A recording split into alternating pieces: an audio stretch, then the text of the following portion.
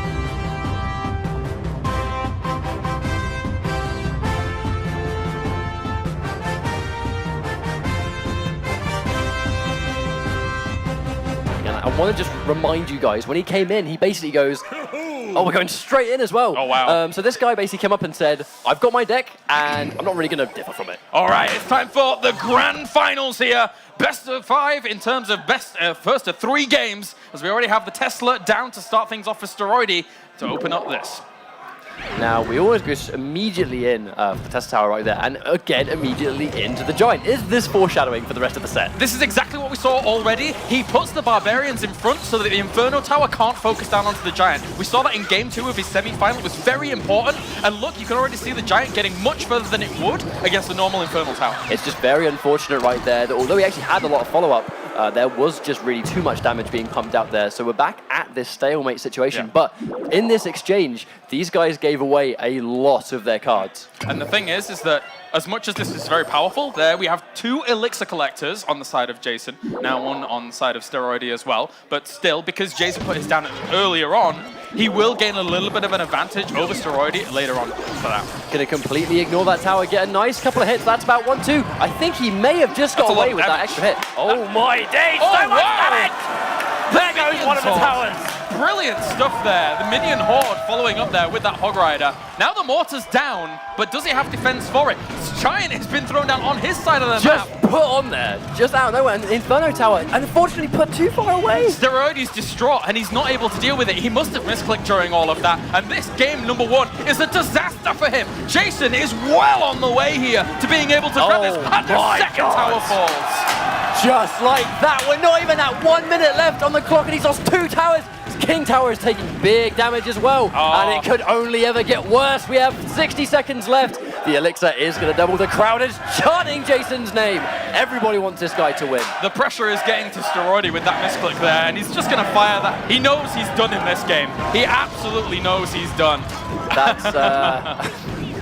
That's definitely, I mean, that is a wrap right there. Yeah. This has been such a dominant game 1, and this could potentially be foreshadowing for the rest of the set. This is where Steroidy has to gain composure. Even the offensive Elixir connector up there, that is 1-0 in favor of Jason to start things off.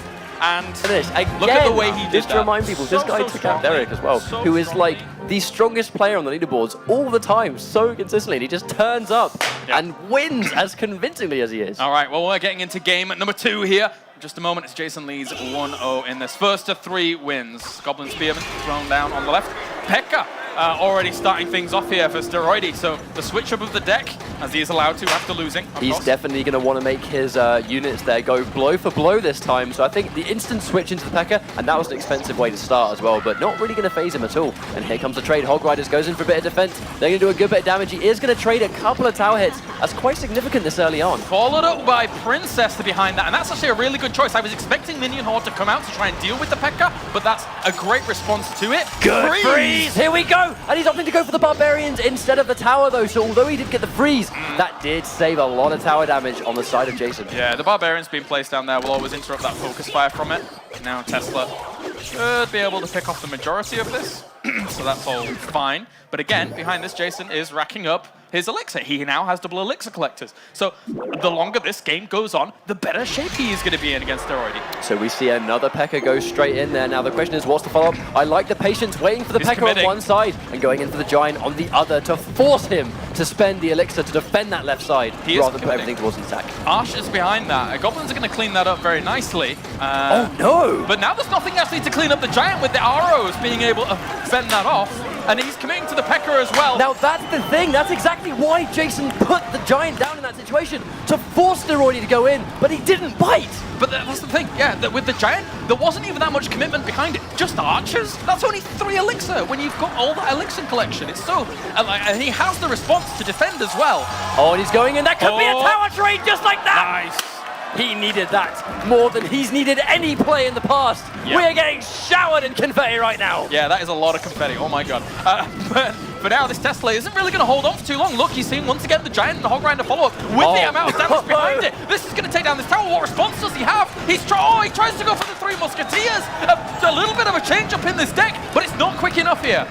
I don't know. I think that the Three Musketeers, that's going to slightly help him. But what does he do now? He's got 35 seconds to get something on the go. Otherwise, he's going to be 2 games down. All right, so the Three Musketeers will be able to clean up a little bit of that. The Giant will go very quickly, but the Barbarians will put in front to try and tank as much as possible. Didn't do too much, though. The Pekka's on the right-hand side, though. I don't think I agree with that decision. He had to go on the left and pressure that tower. Otherwise, he's going to lose the game, and he opts to go right instead. Yeah, that's going right is do or die. I mean, he has to go all the way to the main tower, but I'm not even sure he's even going to be able to get there. Giant goes down. That buys the time here. Jason is not going to lose that tower to the left. He is going to be able to go up 2-0 in this best of 5, and he is 1 game away from claiming first prize here in Helsinki. And you could say these are the most dominant games very we have costly had. investment is the Three Musketeers. I mean, that's 9 elixir, right? Yep. That's a lot to spend. These guys waste no time, and they go straight back. This could be our final game of this Clash Royale tournament 2016 Helsinki. Jason opening up with Archers to start. Minion Horde going to be a response. As you see, the elixirs going down already. Once again, Jason is just opening up the taps a little bit so that he can get those elixir collectors up and running. He's going to get a little bit of damage right there. Might get a couple of hits. Oh, no! That was a big mistake! The freeze all the way to the bottom corner. That might cost him. That is a big investment for not getting anything out of that aggressive push. How does he stop the push besides Fireball? So much damage. He's not going to be happy with that mistake. We talked about this earlier. The misclicks with this tournament setting. He might be done. Oh, no. The zap to try and stun them, but it's not enough at all. Steroidy is reeling from this. At this levels, a Fireball is not going to one-shot those Barbarians. So you need the Arch Tower to hit them and finish them off. But with the Giant there, it doesn't work. That could have been the mistake of the tournament because, I mean, he has to try and get something going, but the King Tower so weak. And this point, such a misclick. And now, all importantly, he can spawn on his side of the river as well. This is going to be an effort here by Steroidy to try and gain some momentum on the left-hand side. Hog Rider, as well as the Barbarians trying to push in, but the Giant, well, he's got the minions behind this, and I don't know if he has much to commit to it. Oh no, speaking of commitment, this is another big push. Gonna go in, that's not gonna do loads of damage. Here come the Spear Goblins to try and mop up that second tower. Jason has just crafted this deck so well, and he knows every single response. He takes it down, and he's gonna take down the third tower as well. There's nothing left, the arrows come in, and that is that. What an amazing way to finish this tournament. Jason is crowned the champion here in Helsinki. What a way, what dominance here for Clash Royale. Jason has been a force to be reckoned with.